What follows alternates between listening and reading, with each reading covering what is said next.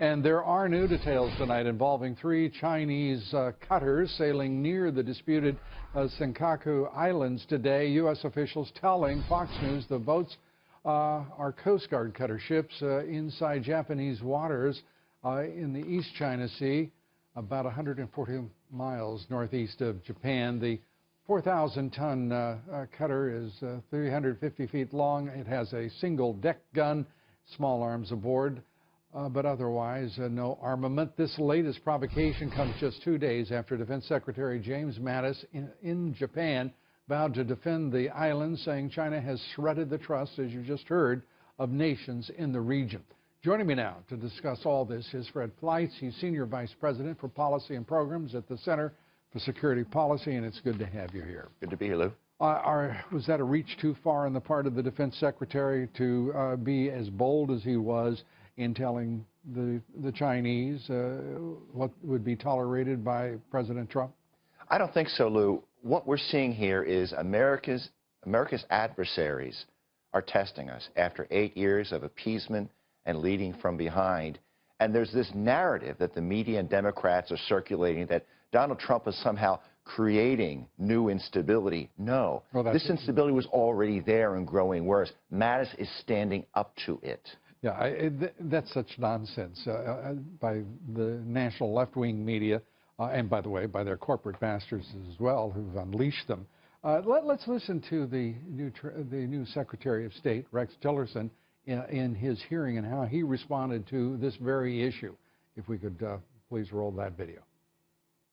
The island building in the South China Sea itself, in many respects, in my view, building islands and then putting military assets on those islands is akin to Russia's taking of Crimea. We're going to have to send China a clear signal that first, the island building stops, and second, your access to those islands is also not going to be allowed.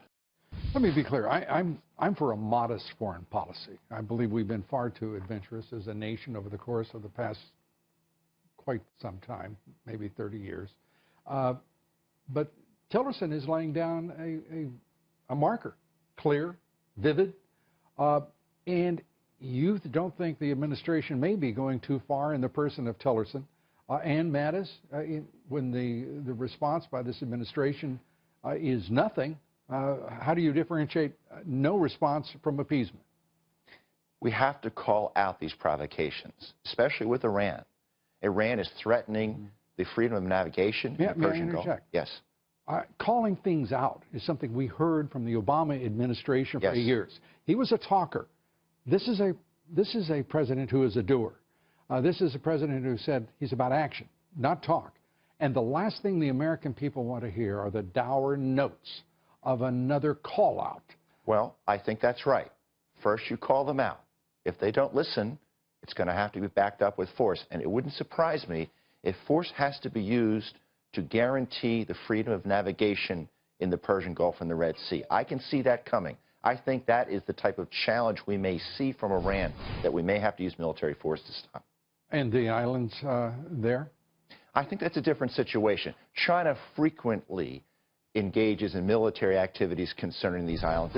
This particular incident isn't unique. There have been other incidents with fighter jets. Would it not be better to just be quiet then? If you're going to do nothing, why would you say something? Because we learned in Syria and everywhere else that President Obama gestured that it was meaningless. Because China and Russia and Iran respect strength.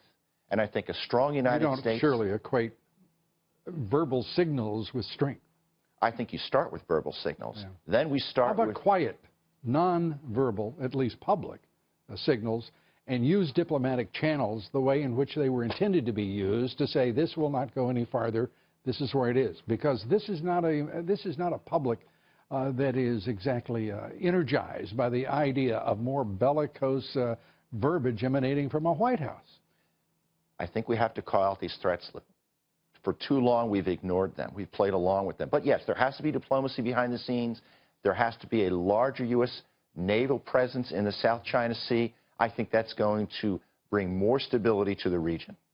And let's turn very quickly, if we may, to the Circuit Court of Appeals, the hearings on stopping, for at least temporarily, a ban on those coming in from 7 nations, predominantly, all of them Muslim, majority Muslim, for extreme vetting. Your reaction to what the threat is to national security as a result of the intervention of the judiciary? Well, first of all, I think this is a significant threat. This is the same list of terrorist states that the Obama administration had identified, and I think the reasoning that this judge gave to stop the travel ban had no legal justification. All right. Fred Fleitz, always good to talk with you. Great to see you. Good to be here. Thanks so much.